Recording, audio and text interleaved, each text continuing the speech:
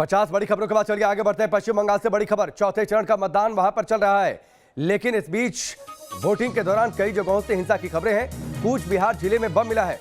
तितलुची इलाके में यह बम मिला हुआ था। सुतली बम वहां से बरामद किया गया है। सुरक्षा बलों ने इस बम को बरामद कर निष्क्रिय कर दिया।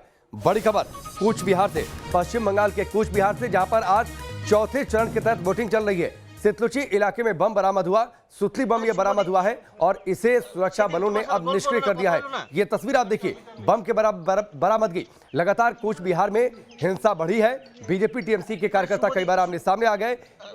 बंगाल बीजेपी के अध्यक्ष दिलीप घोष पर भी कूच बिहार में हाल में ही उनके काफिले पर हमला हुआ था और आज जबकि वोटिंग हो रही है, आप देखिए वहां से सुतली बम की बरामदगी हुई है। 5 जिलों की 44 सीटों पर आज चौथे फेज के लिए वोटिंग चल रही है और इस दौरान कूच बिहार से बड़ी खबर।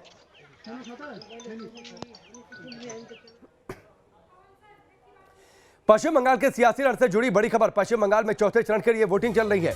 44 सीटों के लिए आज वोट डाले जा रहे हैं। 5 जिलों की 44 सीटों पर वोटिंग चल रही है। मतदान के दौरान सुरक्षा के कड़े इंतजाम किए गए हैं।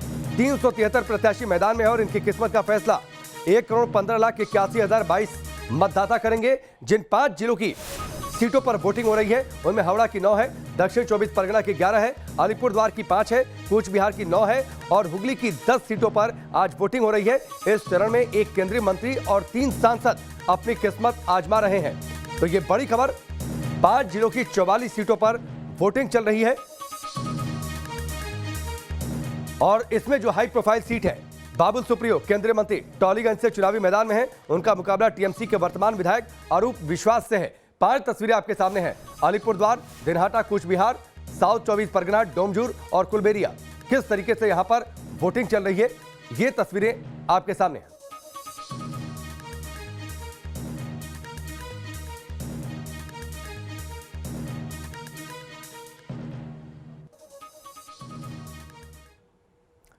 दो मेहमान इस वक्त हमारे साथ जुड़ चुके हैं, उनका परिचय आपसे करवाते हैं। अवधेश कुमार वरिष्ठ पत्रकार हमारे साथ जुड़ चुके हैं और साथ ही एनके सिंह सर भी वरिष्ठ पत्रकार के तौर पर हमारे साथ जुड़ चुके हैं। साथ ही 2 सहयोगी तापस हमारे साथ जुड़े हैं और साथ ही धीरेन्द्र पुंडी। सबसे पहले तापस बताइए, ग्राउंड रिपोर्ट क्या है अभी तक की?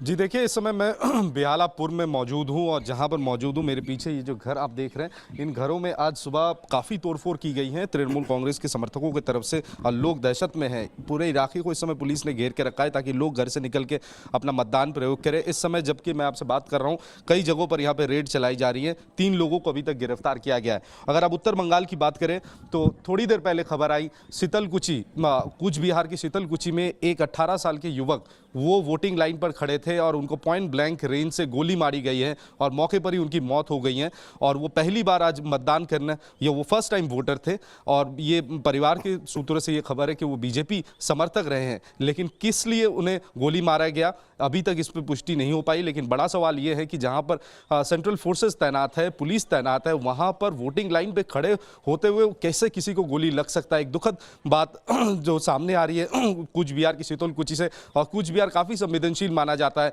और कोलकाता फिलहाल तो जादवपुर में एक सीपीएम के एजेंट को मारा गया है सुबह वोटिंग शुरू होने से पहले। और यहाँ पर बिहालापुर जहाँ पर हम मौजूद हैं, यहाँ पर अलग अलग घरों में जाकर सीपीएम के और बीजेपी के समर्थकों के घर पे तोड़फोड़ किया गया है।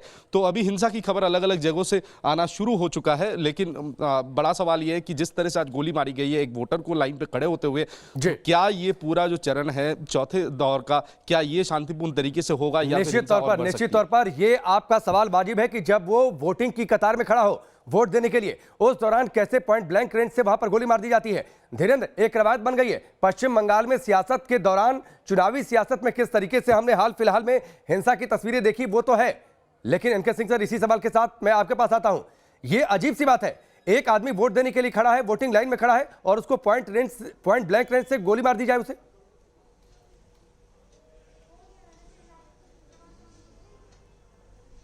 नहीं, ये बहुत ही डेलिबरेट अटेम्प्ट होता है जब आपको वोटर्स को डिसुएट करना होता है कि वो घर से न निकले।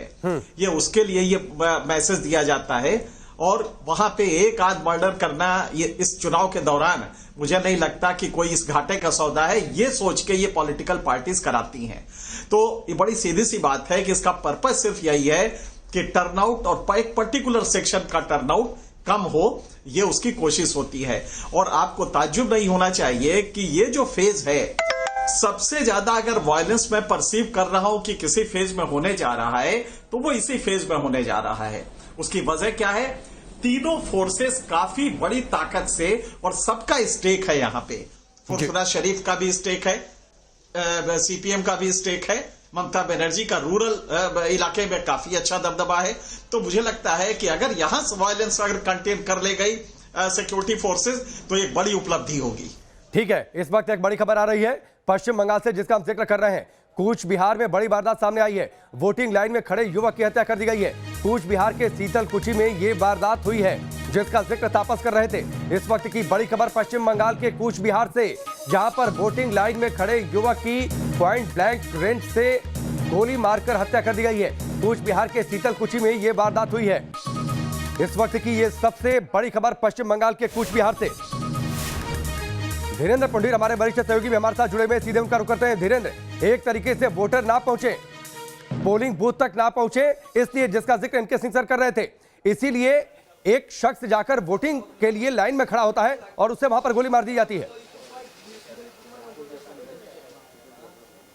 देखिए, अभी तक की जो हिंसा में मौत हुई है, आप सोचिए कि वो पहली बार वोट देने पहुंच रहा था वो लड़का, तो उसके परिवार वालों पर क्या होगा। अगर हम कूच बिहार की बात करें तो यहाँ सबसे ज़्यादा सेंट्रल फोर्सेस लगाई गई हैं।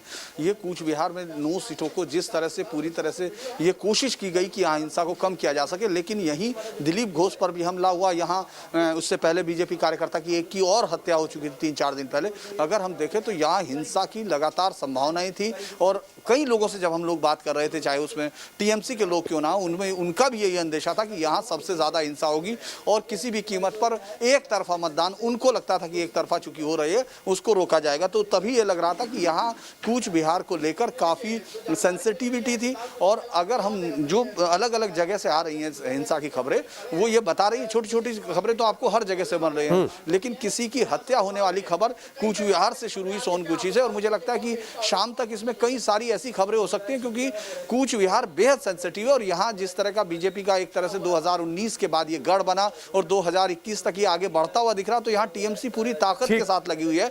आज जो सीटों पर चुनाव हो रहा, लगभग 22 सीटें ऐसी हैं, अगर हम दोनों तरफ के एरिया को देखें, नॉर्थ बंगाल और उस तरफ, जिसमें से पहले 2 फेज अगर हम लोग कह रहे थे कि बीजेपी आगे बढ़ती दिखी, तीसरे फेज में टीएमसी खड़ी हुई, तो अब ये चौथा फेज है जहां दोनों की तरफ से अपना प्रदर्शन बेहतर करने के लिए। ठीक है, धीरे धीरे मैं आपके पास लौट कर आता हूं। अवधेश जी, इसी मसले को लेकर मैं आपके पास भी आता हूं।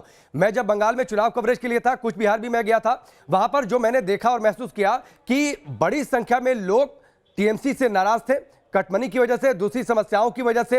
जो वहां के विधायक थे टीएमसी के, वो पाला छोड़कर बीजेपी में जाकर शामिल हो गए। मैंने ये सवाल किया था कि आखिरकार इससे परिवर्तन आएगा। बहुत सारे लोग ऐसे थे जो कह रहे थे कि हाँ, ये बातें गड़बड़ हुई हैं, हाल फिलहाल में जितना टीएमसी को करना चाहिए था नहीं किया। राजवंशी वहां पर एक अलग मुद्दा है, दिलीप घोष पर हमला होता है। तो हाल फिलहाल में जो ये घटनाक्रम, सियासी घटनाक्रम बदला है, तो क्या टीएमसी को ये डर लग रहा था कहीं यहां से उसका पाला बदल न जाए, उसके हाथ से बाजी चली न जाए, इसलिए वोटर्स ना पहुंचे, इसलिए गोली मार दी गई? देखिए राकेश, बाकी धीरेन्द्र, सब लोगों ने, आप लोगों ने इतनी अच्छी रिपोर्टिंग की थी और अभी भी कर रहे हैं कि वहां से हम लोगों को कई जानकारी आप लोगों के माध्यम से भी मिली है और बाकी मित्रों से भी। देखिए, ऐसा है कि 3 चरणों की जो वोटिंग हुई है, तो ममता बनर्जी के जो बयान और जो व्यवहार हमने पहले चरण से लेके और अभी तक देखा है, उससे पता चल रहा है कि मानसिक रूप से कितना वो उद्वेलित, परेशान और खीज में है, और वो किस ढंग से बयान दे रही हैं। चुनाव आयोग को भी उनके खिलाफ उनको नोटिस जारी करना पड़ा है, वो भी चुनाव आचार संहिता में नहीं, जनप्रतिनिधित्व कानून की धारा के उल्लंघन करने के आधार पर उनको देना पड़ा है। तो ये कार्यकर्ताओं तक भी मैसेज जा रहा है, और वो एक कार्यकर्ताओं तक मैसेज जाने का मतलब यह है कि आपको जान प्राण लगाकर करो और मरो के आधार पर आगे का चुनाव लड़ना है। तो पहले जब वोटिंग होती थी, हम लोग जाते थे, बूथ पर हमले होते थे, गोली चलाई जाती थी, लोग डर से भाग जाते थे, छापा जाता था।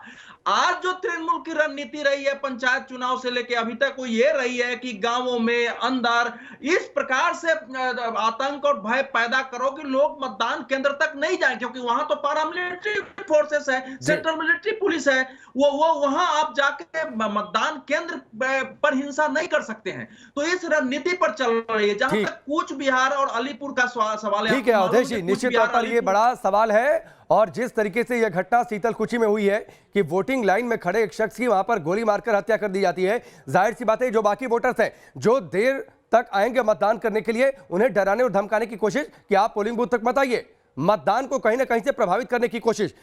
ब्रेक के बाद चलिए आगे बढ़ते हैं। बड़ी खबर पश्चिम बंगाल के बेहाला से, जहां पर बड़ी वारदात हुई है। बीजेपी कार्यकर्ता के घर पर अटैक हुआ है, घर पर हमला और गाड़ी में तोड़फोड़ का आरोप लगा है। मामले में टीएमसी के 3 कार्यकर्ताओं को गिरफ्तार भी किया गया है। खेला होबे का नारा लगाकर ये लोग हंगामा कर रहे थे, पीड़ित परिवार का ये आरोप है। इस वक्त की बड़ी खबर पश्चिम बंगाल के बेहाला से।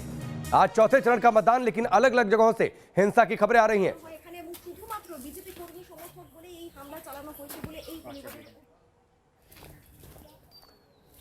तो ये पश्चिम बंगाल के बेहाला से बड़ी खबर, जहां पर बीजेपी कार्यकर्ता के घर पर अटैक हुआ है। 2 मेहमान और साथ ही हमारे सहयोगी लगातार हमारे साथ बने हुए हैं। यहां पर रुकेंगे ब्रेक के लिए, बहुत जल्द वापस लौटते हैं।